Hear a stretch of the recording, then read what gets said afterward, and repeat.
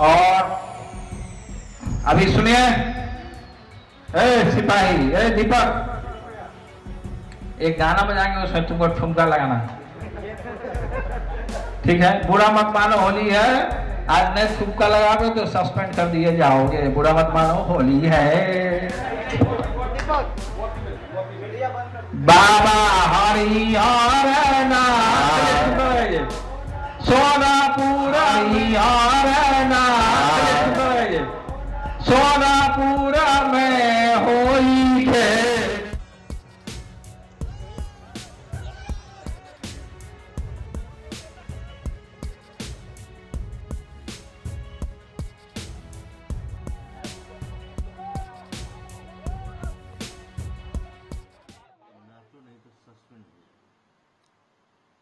अच्छा, तो ये बताइए कि जो बीज बोया जाता है, पौधा तो उसी तरह के निकलेगा, फल फूल उसी तरह का लगेगा। राजद का कल्चर वही है ना जो जंगल राज में था, जो डीएम एसपी को खैनी बनाने के लिए कहते थे, वही कल्चर है ना। तो बापे पुत परापत घोरा, नहीं कुछ कर तो थोरम थोरा, वो तो गुण रहेगा ही, इसमें कोई नया बात नहीं है।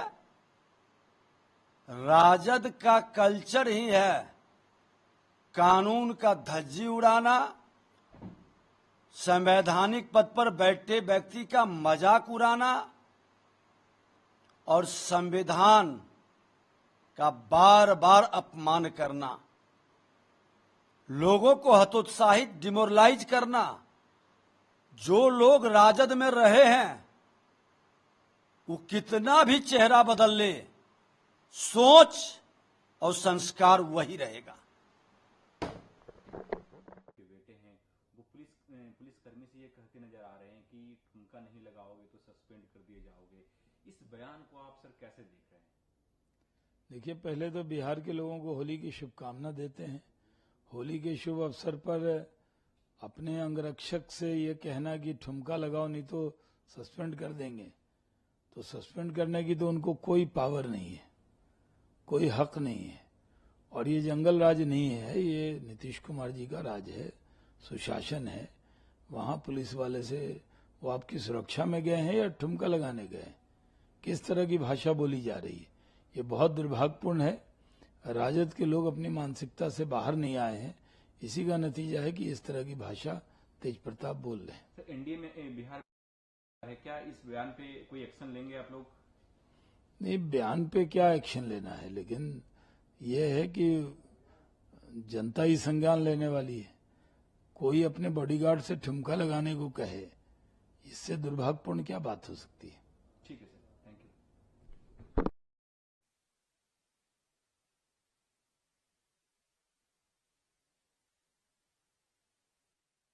ये ऑर्डर दिया पुलिसमैन को ड्यूरिंग सेलिब्रेशन ऑफ होली, कैसे देखते हैं आप इस बयान को?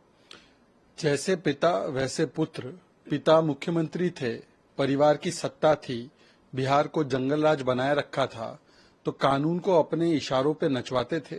अब सत्ता के बाहर हुए हैं, डीएनए वही है, जंगल राज लाने की तमन्ना है, तो कानून और वर्दी पहनने वाले व्यक्ति का सम्मान करने के बदले आज वर्दी पहनने वाले का जो अपमान किया है तेज प्रताप यादव ने, ये दिखाता है कि मानसिकता, फितरत, डीएनए में जंगल राज ही कूट कूट कर भरा हुआ है। पर इनको समझना होगा कि अब बिहार बदल चुका है। अब नीतीश कुमार जी और भारतीय जनता पार्टी का शासन है, आज सुशासन है, जंगल राज का समय नहीं है। ये वीवीआईपी मानसिकता को भी दर्शाता है, सत्ता के अहंकार को भी दर्शाता है और जंगल राज के प्रति आरजेडी के सॉफ्ट कॉर्नर को भी दर्शाता है। How do you react on Tej Pratap Yadav's comment on this? Like father, like son. Father used to make law and the enforcers of law dance on his tunes when he was CM prior to 2005 when he had created Jungle Raj in Bihar. Son is doing the same when he's out of power.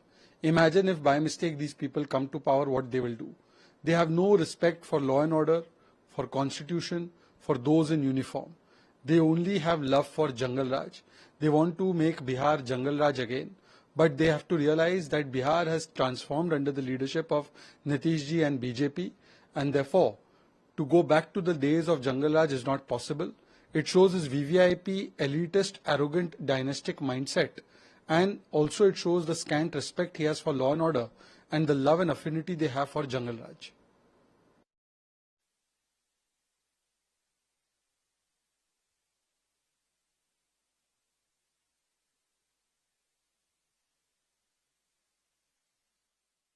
का बयान आया, एक video लगातार उनका viral हो रहा है। Holi celebration के दौरान वो पुलिसकर्मी से कह रहे हैं ठुमका नहीं लगाओगे तो सस्पेंड कर दिए जाओगे। किस तरीके से देखते हैं ऐसे? देखिए, मेरी समझ से जो हमारे यहाँ तो लीडरशिप है, पॉलिटिकल लीडरशिप भी है देश की, और तमाम एडमिनिस्ट्रेशन, तमाम पुलिस अधिकारी सब लोग उन्हीं को रिपोर्ट करते हैं, दिशा निर्देशन वही देते हैं। लेकिन एक बड़ा फाइन डिफरेंस है, जो भी पुलिस अधिकारी हैं, जो भी सरकारी कर्मचारी हैं, they work with in the purview of law. Police का काम है लॉ एंड ऑर्डर मेंटेन करना, जो हमारे पुराना सीआरपीसी था, भारतीय न्याय संहिता है, या जो भी हमारा देश का कानून है, संविधान जो कहता है, उसके मुताबिक काम करना है। और मैं समझता हूं जो काफी दिनों से जो सोशल डिस्कोर्स में एक मैनर्स, एक एटिकेट, एक परंपरा, एक रेस्पेक्ट, उसकी बहुत कमी हो रही है। जो लोग जो समझते हैं, जो मर्जी होता है बोलते हैं, जो कहना होता है कहते हैं। और खास करके हमारे देश में, या यूं कहिए जो और भी देश होगा, बहुत सारे देश ऐसे हैं जहां के लोग भी और वहां की लीडरशिप भी, they believe in respecting their own law. हम लोग यहाँ we believe in breaking the law. जितना लॉ ब्रेक करेंगे उतनी ज्यादा ताकतवर हम माने जाएंगे। तो ये अजीब सी समझ है, अजीब सी सोच है। और जिस व्यक्तिगत जो इंसिडेंट का जिक्र कर रहे हैं, आई एम श्योर इस तरह की बात नहीं होनी चाहिए, इस तरह का आदेश नहीं देना चाहिए। और मुझे पूरा भरोसा है जो बिहार की जो लीडरशिप है, पॉलिटिकल लीडरशिप है, पुलिस लीडरशिप है, बहुत अच्छे अच्छे अधिकारी वहाँ हैं, जरूर इस बात को अपने ढंग से कन्वे करेंगे। जो इस तरह की चीज़ें मुनासिब नहीं है, इस तरह की चीज़ें पुलिस अधिकारी को पब्लिकली, इवन व्यक्तिगत रूप से भी नहीं कहनी चाहिए। जो पुलिस का काम है, पुलिस अपना काम नहीं कर रहा है तो निश्चित रूप से एक विधान बना हुआ है, तरीका बना हुआ है, वो नहीं कर रहा है, उसके डीजी से शिकायत करें, उसके एसपी से शिकायत करें, जो भी एक फोरम बना हुआ है ना। सब कुछ तो कंगारू कोर्ट की तरह नहीं फैसला हो सकता है ना। और खास करके जो उनका दायित्व तो नहीं है, उनका अधिकार क्षेत्र नहीं है, तो सीमा का हनन नहीं होना चाहिए, सीमा का अतिक्रमण नहीं होना चाहिए। और मैं इस बात को मानता हूँ, समझता हूँ, जो अगर पुलिस अधिकारी ने उनकी बातों का पालन नहीं किया तो कोई गलत नहीं किया है। और वहाँ की पॉलिटिकल लीडरशिप और पुलिस एडमिनिस्ट्रेशन, पुलिस हायरार्की इस बात को अपने ढंग से जरूर कन्वे करेगी। हमने भी लंबे समय तक पुलिस में सेवाएं दी हैं। इस तरीके की घटनाएं एक पुलिसकर्मी का कितना मॉरल डाउन करती हैं, आत्मविश्वास गिराती हैं, और किस तरीके का फील होता होगा? देखिए, हम लोग का थोड़ा सा दौर अलग था। हम लोग जब जहाँ यूटी कार्य में नौकरी करते थे तो पॉलिटिकल इंटरफेरेंस या पॉलिटिकल प्रेजेंस बहुत ही कम विजिबल होता था। और हम लोगों का दायित्व तो सीधा बनता था हमारे अपने पुलिस उच्च अधिकारी को, न्यायपालिका को, या सोशल मीडिया को भी। हम लोग मीडिया का भी हम लोगों के खिलाफ जो खबर आती थी उसका संज्ञान लिया जाता था। लेकिन अब तो तमाम चीज़ों को तो हवा में उड़ा दी गई है। जो कहते हैं, हम लोगों को कभी इस तरह का मौका नहीं मिला, कभी हम लोगों से इस तरह के लोगों ने बात करने का मौका भी उनको नहीं मिला, कभी कहा भी नहीं। कभी कुछ कहते थे, पॉलिटिकल लीडरशिप से हम लोगों का भी मिलना जुलना होता था, बातचीत होती थी, अपने ढंग से अपनी बात कहते थे। लेकिन एक जो रिक्वेस्टिंग मोड ही हमेशा होता था, कभी नहीं जो ऐसा नहीं करोगे तेरी बेल्ट उतरवा दूंगा। और ऐसा भी होता था, अगर कह देते बेल्ट उतरवा दूंगा, बात आगे बढ़ जाती थी तो उनके खिलाफ उस वक्त मुकदमा भी दर्ज होता था। क्योंकि पुलिस अधिकारी को अपना काम करने के संदर्भ में वो रुकावट डाल रहे हैं, बाधा डाल रहे हैं, तो उस वक्त उनके खिलाफ मुकदमा भी दर्ज होता था। बहुत रेयर इंस्टेंसेज होता था, लेकिन ऐसा होता था। हाँ, ऐसा लगता है बता, जैसे कि आप बता रहे हैं पहले ऐसा नहीं होता था और अब पॉलिटिकल लीडरशिप भारी है। नहीं, पैसा नहीं था पहले, पॉलिटिकल लीडरशिप भारी नहीं था। पॉलिटिकल लीडरशिप तो देश में प्रधानमंत्री, देश में राष्ट्रपति और देश में मुख्यमंत्री तो 1947 से ही होने शुरू हो गए हैं। तो लेकिन जो एक व्यक्तिगत बेसिक मर्यादा होती है, बहुत सारे इंस्टेंसेस होते हैं जहाँ की जो हमारे बहुत नामी गिरामी होम मिनिस्टर रहे हैं, हमारे जो नामी गिरामी रहे हैं, पॉलिटिकल लीडरशिप रही है, उनको अधिकारियों ने अपने ढंग से अपनी बात कही है तो उस बात को भी उन्होंने तवज्जो दी है, उस बात को भी उन्होंने माना है। लेकिन आजकल वो नहीं है, जो लोग सुनने को तैयार नहीं है, एक सेन भाषा को सुनने को तैयार नहीं है, सेन सुझाव को सुनने को तैयार नहीं है। उनको लगता है जो मैंने कह दिया वही सही है। विकास की राह पर असम आगे बढ़ रहा है। देखिए, अमित शाह जी को पिटवाया गया नहीं पिटवाया गया इसकी तो कोई मालूमात नहीं है, लेकिन अगर ऐसा है तो क्या अमित शाह उसी का बदला सारे विपक्ष से ले रहे हैं? किसी को जेल में डाल रहे हैं, किसी के खिलाफ ईडी की कार्रवाई करा रहे हैं, किसी के खिलाफ सीबीआई की इंक्वायरी हो रही है। तो ऐसा लगता है कि इसी का बदला अमित शाह जी अब सरकार में हैं तो ले रहे हैं। लेकिन मैं उनसे बड़े अदब से कहूँगा, कल किसी की सरकार थी, उसमें आपके साथ ऐसा हुआ, आज आप उसका बदला ले रहे हो, तो क्या भविष्य के अंदर अगर आपकी सरकार नहीं रही तो क्या ये इतिहास जारी रहेगा? जी सर, एक गिरिडीह को लेकर सवाल है, वहाँ पर शो के बीच विवाद हुआ, फिर ऐसे खबर है कि हिंसा हुई, अब उस पर पॉलिटिक्स हो रही है। एक तरफ बीजेपी सांसद निशिकांत दुबे हैं जो ये कह रहे हैं कि बांग्लादेशी वहाँ पर काफ़ी ज़्यादा हैं, पूर्व प्रधानमंत्री मनमोहन सिंह जी का नाम भी उन्होंने लिया है और निशाना साधा है, कुल मिलाकर कांग्रेस पर साधा है। हालांकि कांग्रेस के जो बयान है उसमें यूपी वाला मस्जिद ढकने वाला जो बयान है वो कहा जा रहा है, तो आपकी प्रतिक्रिया सर इस पर? देखिए, जहाँ तक इस भारतीय जनता पार्टी के नेताओं का कहना है कि वहाँ पे रोहिंग्याज मुसलमान आ गए, तो क्या वो हवाई जहाज में बैठ के आए, हवा में उड़ के आए? क्या बॉर्डर सिक्योरिटी फोर्स नहीं लगी हुई है? और लगातार आप इस तरीके के मुद्दे उठा रहे हैं, आप इन्हें वापस क्यों नहीं भेजते? क्या भारत सरकार के किसी मंत्री ने, होम मिनिस्टर ने, फॉरेन मिनिस्टर ने, प्राइम मिनिस्टर के किसी रिप्रेजेंटेटिव ने म्यांमार सरकार और बांग्लादेश सरकार से बात की है कि हम इनको वापस भेज रहे हैं? अमेरिका ने तो 1 महीने के अंदर हमारे लोगों को हथकड़ी लगा के वापस भेज दिया, और हम 12 साल से भारतीय जनता पार्टी के नेताओं से यही मुद्दा सुनते चले आ रहे हैं। आप उन्हें वापस भेजिए, आपके पास ताकत है, आप उनसे बात कीजिए, लेकिन आपने किसी देश से बात नहीं की है। आप ये देश के अंदर हिंदू मुसलमान करने के लिए ये मुद्दा उठाते हैं। सर, एक और हिंसा की खबर बंगाल से है, जहाँ भी हिंसा हुई है और उसमें भी कई तरह की जो बातें हैं, चाहे वो बीजेपी की तरफ। देखिए, भारतीय जनता पार्टी के नेता जिस तरीके के बयानात देते हैं उसका ये नतीजा है। आपने ये देखा है कि उत्तर प्रदेश के अंदर मुख्यमंत्री क्या कह रहे थे, एक मामूली सा पुलिस ऑफिसर वो उल्टे सीधे बयानात दे रहा है और मुख्यमंत्री उसे सपोर्ट कर रहे हैं। भारतीय जनता पार्टी ये चाहती है कि देश के अंदर नफरत फैले, झगड़े हों। पिछले 75 साल में हर साल होली आई है, हजारों साल से होली खेली जा रही है, हजारों साल से जुमे की नमाज हो रही है। ये हालात तो कभी नहीं पैदा हुए।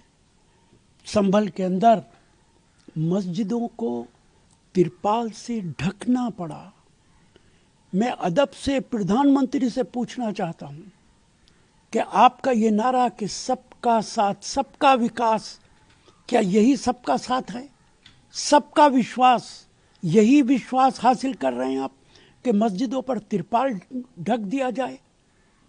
ये इससे ज़्यादा शर्मनाक बात किसी भी सरकार के लिए नहीं हो सकती कि लोकतांत्रिक देश के अंदर एक मजहब के मानने वालों के इबादत गाहें डर के मारे कपड़े से और तिरपाल से ढक दी जाएं। इतिहासकार बीजेपी के नेताओं को कभी माफ़ नहीं करेगा। सर अगला सवाल कर्नाटक को लेकर है। वहां पर मुस्लिम्स को 4% कोटा देने की सहमति हो गई है। तेजस्वी सूर्या बीजेपी के नेता हैं, वो कह रहे हैं कि ये संविधान के लिए खतरा है, और बीजेपी ये भी कह रही है कि ये जिन्ना वाली मुसलमान इस देश में सबसे ज्यादा बैकवर्ड है। संविधान ये हक देता है कि सोशली बैकवर्ड लोगों को सरकार रिजर्वेशन भी दे सकती है, मराद भी दे सकती है, फाइनेंशियल मदद भी दे सकती है।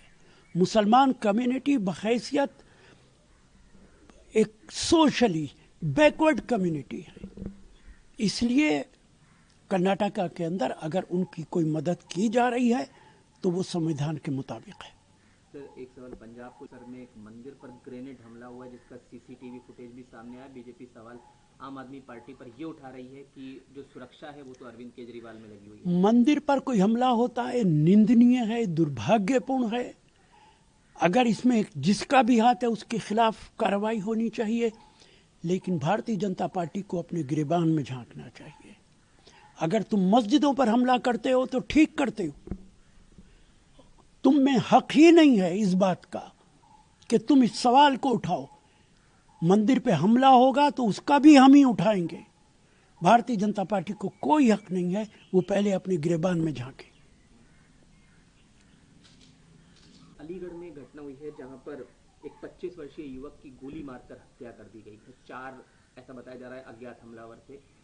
कुछ हुआ होगा, शायद विवाद की बात कही जा रही है। क्या देखिए, इसकी तफ्तीश होनी चाहिए, इन्वेस्टिगेशन होना चाहिए।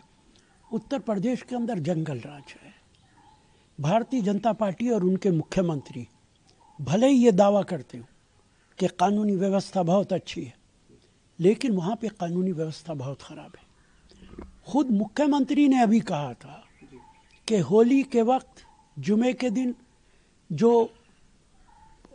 गुंडे लोग हैं, समाज के खिलाफ काम करने वाले लोग हैं, उनके खिलाफ हम कार्रवाई करेंगे। जब कानूनी व्यवस्था आपकी ठीक है तो ये गुंडे लोग उत्तर प्रदेश में आ कहाँ से गए? इसका मतलब है कि कानूनी व्यवस्था ठीक नहीं है।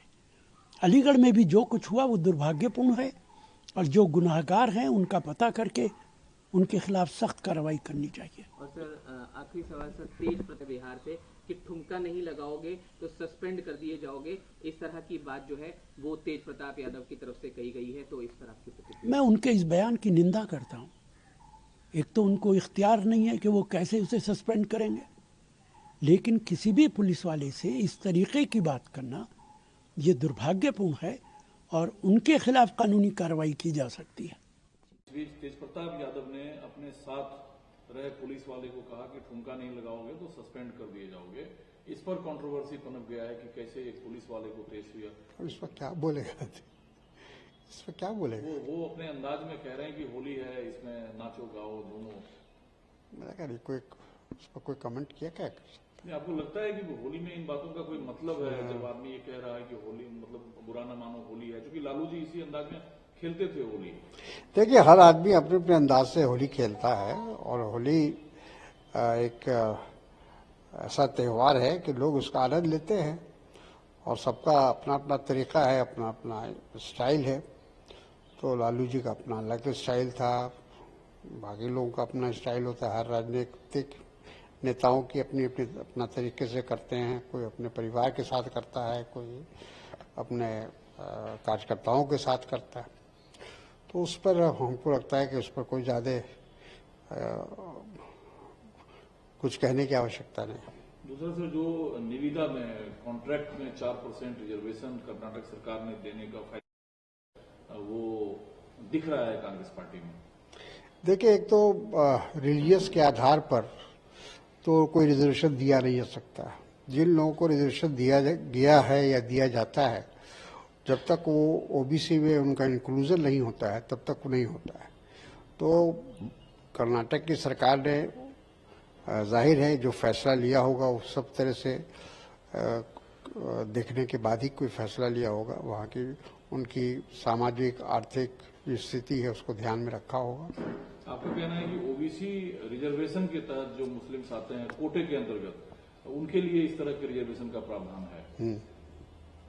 दूसरा मंडल में आते हैं।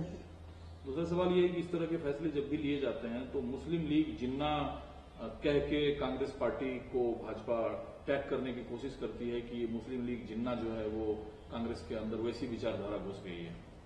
देखिए, भाजपा के पास तो और कहने के लिए कुछ है ही नहीं है।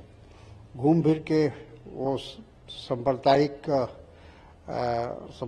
को अपना आधार बनाते हैं और एक ध्रुवीकरण की कोशिश करते हैं इसी नाम पर। और जो सर गिरिडीह और देवघर में कुछ सांप्रदायिक झड़पें देखने को मिली होली के दिन, कांग्रेस उसे बढ़ावा दे रही है, आदिवासियों की आबादी घट रही है, उसी का नतीजा है कि अब झारखंड में यह होने जा रहा है। जबकि सरकार की ओर से कहना है कि कई दफे रमजान होली एक साथ पड़ा है, इस तरह की घटनाएं कभी हुई नहीं है। देखिए, निशिकांत जी से एक सवाल किया जाना चाहिए कि केंद्र में किसकी सरकार है और केंद्र में गृह मंत्री कौन है। भाजपा के गृह मंत्री हैं, भाजपा की सरकार है, देश के प्रधानमंत्री नरेंद्र मोदी जी हैं। ये जो घुसपैठिया, चाहे वो बांग्लादेशी हो या रोहिंग्या हो, ये कैसे वहां तक पहुंच जाते हैं, कैसे राज्यों तक पहुंच जाते हैं। तो जाहिर है कि कहीं ना कहीं हमारा जो सिक्योरिटी है, हमारी जो सीमा है, वहां पर जो जिस तरह से इंतजाम होना चाहिए वो इंतजाम नहीं है, जिसकी वजह से घुसपैठिए आ जाते हैं। दूसरा सर, जो हिंदी और तमिल कंट्रोवर्सी बीच चल पड़ा है, पवन कल्याण हिंदी फिल्मों से पैसा तो कमाते हैं लेकिन हिंदी उन्हें स्वीकार नहीं है। एक तरीके से दक्षिण के राज्यों से ही इस तरह के सवाल उठे हैं, जिनके ट्वीट का समर्थन चिरंजीवी, जो एक बड़ा स्टार है दक्षिण के फिल्मों का, उन्होंने उनके इस ट्वीट का, इस बयान का समर्थन किया है।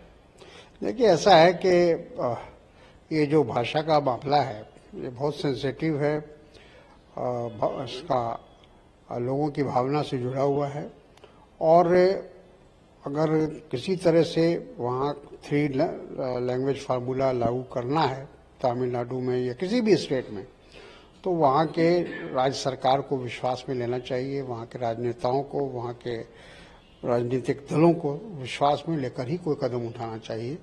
कोई जल्दबाजी में कोई फैसला लेने से मेरा ख्याल है स्थिति और बिगड़ सकती है।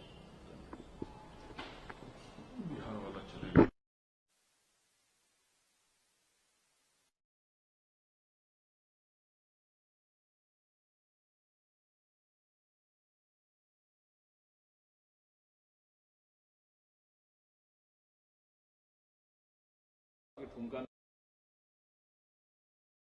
नहीं लगाओगे तो सस्पेंड कर दिए जाओगे, इस पर कंट्रोवर्सी पनप गया है कि कैसे एक पुलिस वाले को पेश हुआ। इस पर क्या बोलेगा, इस पर क्या बोलेगा? वो अपने अंदाज में कह रहे हैं कि होली है, इसमें नाचो गाओ झूमो।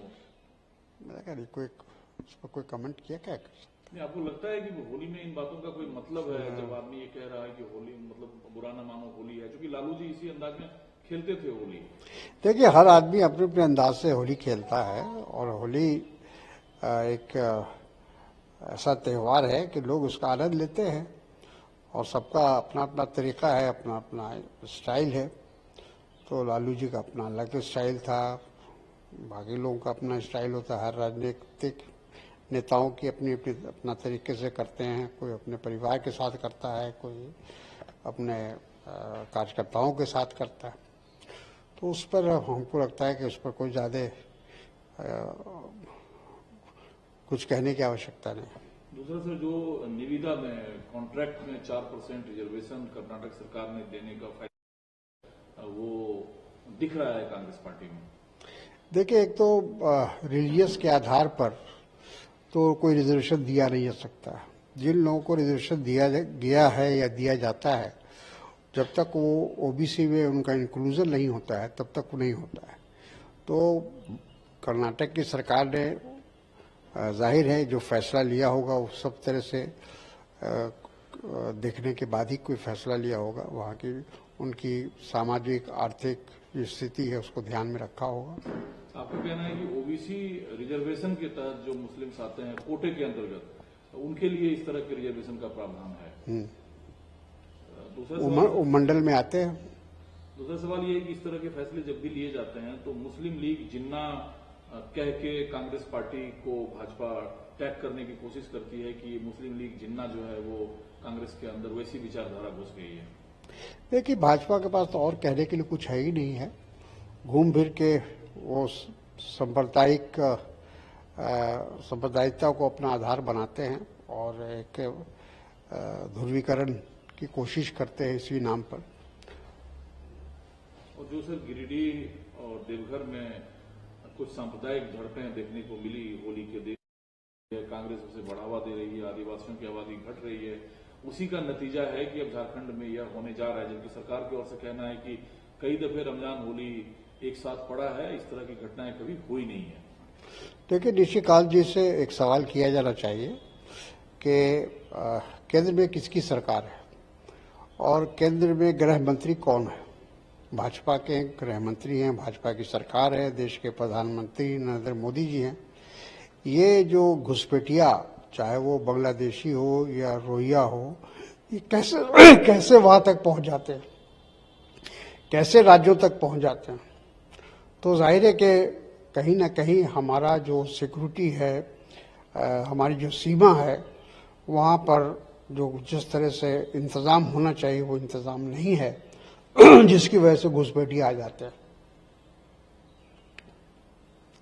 दूसरा सर, जो हिंदी और तमिल कंट्रोवर्सी बीच चल पड़ा है, पवन कल्याण हिंदी फिल्मों से पैसा तो कमाते हैं लेकिन हिंदी उन्हें स्वीकार नहीं है। एक तरीके से दक्षिण के राज्यों से ही इस तरह के सवाल उठे हैं, जिनके ट्वीट का समर्थन चिरंजीवी, जो एक बड़ा स्टार है दक्षिण के फिल्मों का, उन्होंने उनके इस ट्वीट का, इस बयान का समर्थन किया है। देखिए, ऐसा है कि ये जो भाषा का मामला है ये बहुत सेंसिटिव है, इसका लोगों की भावना से जुड़ा हुआ है और अगर किसी तरह से वहाँ 3 लैंग्वेज फार्मूला लागू करना है तमिलनाडु में या किसी भी स्टेट में, तो वहाँ के राज्य सरकार को विश्वास में लेना चाहिए, वहाँ के राजनेताओं को, वहाँ के राजनीतिक दलों को विश्वास में लेकर ही कोई कदम उठाना चाहिए। कोई जल्दबाजी में कोई फैसला लेने से मेरा ख्याल है स्थिति और बिगड़ सकती है। भाई, तेज प्रताप यादव पे काहे के लिए इतना शोरगुल मचा रहे हैं? उसने पुलिस वाले को बोल दिया कि नहीं नाचोगे तो सस्पेंड कर देंगे, तो कौन बड़ा बात कर दिया बेचारा। जस पिता तस पुत्र। हाँ, आप लोग को झलकी मिल गई होगी कि जंगल राज में होता क्या है ना। ये कोई बड़ा बात नहीं है, अभी तो कुछ नहीं है। वर्दी नहीं फाड़ा ये बूथ है, लेकिन बिहार पुलिस के हुक्मरानों को बिल्कुल सोचना चाहिए कि क्या वर्दी की इज्जत इस तरह से होती है। वर्दी का अपमान नहीं होना चाहिए। के दौरान एक पुलिसकर्मी से वो कहते दिख रहे हैं कि उनके लगाओ वरना सस्पेंड करा देंगे। किस तरीके से देखते हैं इस बयान? देखिए, वर्दी की एक गरिमा होती है, यूनिफॉर्म का एक हमारा कोड ऑफ कंडक्ट है, उसमें ये मैनुअल, पुलिस मैनुअल के अनुसार ये साफ लिखा गया है कि वर्दी में आप कोई भी ऐसा काम नहीं करेंगे जो आपके कंडक्ट के खिलाफ हो।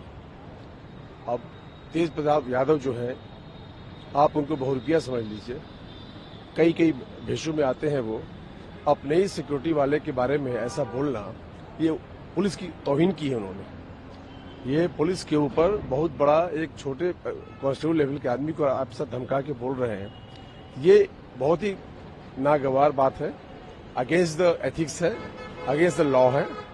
और मैं तो चाहूंगा इसमें कड़ी से कड़ी कार्रवाई हो, एक्शन लिया जाए, चाहे हुस वो भी the big person he is. Police का गरिमा, पुलिस की इमेज, पुलिस का मर्यादा बना के रखना पुलिस ऑफिसर का जितना दायित्व है, उससे कहीं ज्यादा दायित्व उस आदमी की भी है जिसकी सिक्योरिटी में वो पुलिस वाला है। वो अपने ही आदमी की बेइज्जती कर रहा है, ये सरकार को सोचना चाहिए। ये पुलिस में बड़ा आक्रोश है, हम बड़े आहत हैं इस बात से कि हमारी कोई इज्जत रह नहीं गई है। डिपार्टमेंट की गरिमा को इन्होंने तार तार किया है, अपनी पार्टी को भी तार तार करेंगे तो पॉलिटिकल इश्यू है, बट जिस तरह से इन्होंने ये बात बोला है, ये इनके खिलाफ एक्शन होना चाहिए। हम मांग करते हैं, हम दिल्ली पुलिस महासंघ की ओर से मांग करते हैं कि इस बयान पे इनके खिलाफ एक्शन होना चाहिए। आपको याद होगा, अरविंद केजरीवाल ने पुलिस को ठुल्ला बोला था, हाई कोर्ट में हमने रिट लगाई थी, जाके माफी मांगना पड़ा था। ये उसी लाइन पे चल रहे हैं, उसी तरह के उसी थैली के चट्टे बट्टे ये लोग हैं। मैं मांग करता हूं पुलिस प्रशासन की तरफ से और पुलिस महासंघ की तरफ से कि तेज प्रताप यादव के खिलाफ सख्त से सख्त कार्रवाई होनी चाहिए और पुलिस की गरिमा को मेंटेन करना चाहिए। उस पुलिस वाले ने जो उनके कहने पे डांस किया है उसके खिलाफ कोई एक्शन नहीं होना चाहिए। He has obeyed the law, he has obeyed the directions of his employee. उस पुलिस वाले की कोई गलती नहीं है। अगर उसके खिलाफ कोई एक्शन होता है तो अगेन ये नागवार गुजरेगा। ये भी it will not be welcomed. बस डिमोटिवेट होते हैं अगर ऐसा कोई ऑर्डर आता है किसी नेता की तरफ से, पॉलिटिकल बयान आता है, तो पुलिस की गरिमा के साथ साथ कितना पुलिसकर्मी डिमोटिवेट होता है, क्योंकि आपने भी पुलिस में सेवाएं दी लंबे समय तक, कितना असर पड़ता है? पुलिस की गरिमा जो है तार तार तो हो चुकी है। मोराल भी हमारा खराब होता है। हम रात भर जगते हैं, ये लोग फिर सोते हैं। हमारे लिए कोई पर्व त्योहार नहीं है। आप यही देख लीजिए, ये नेताजी होली मना रहे थे और पुलिस वाला वर्दी में ड्यूटी कर रहा था। उसकी भी फैमिली है, वो भी त्योहार मना सकता है, लेकिन वो नहीं मनाया, वो अपनी ड्यूटी कर रहा है। उसके इस सेक्रीफाइस को एक सिंबॉलिक वे में जो आप कहा जाए, एक पुलिस वाले के आप एक्शन देखिए, उसके सेक्रीफाइस को जनता और ये नेता तवज्जो ही नहीं देते। ये हमारे लिए डिमोरलाइजिंग है। ये काला अध्याय मैं कहूंगा पुलिस की गरिमा के लिए है। अगर इन्होंने ऐसा बोला है, अब बोला ही है, और मैं दोबारा दरख्वास्त करूंगा कि पुलिस को मोरल को बनाने के लिए इनके खिलाफ एक्शन होना चाहिए, कार्रवाई होनी चाहिए। और दिल्ली पुलिस महासंघ इस बात को उठाता है कि उस पुलिस वाले के खिलाफ कोई एक्शन ना हो और वो एक्शन उनके खिलाफ हो जिन्होंने बात बोली है। धन्यवाद।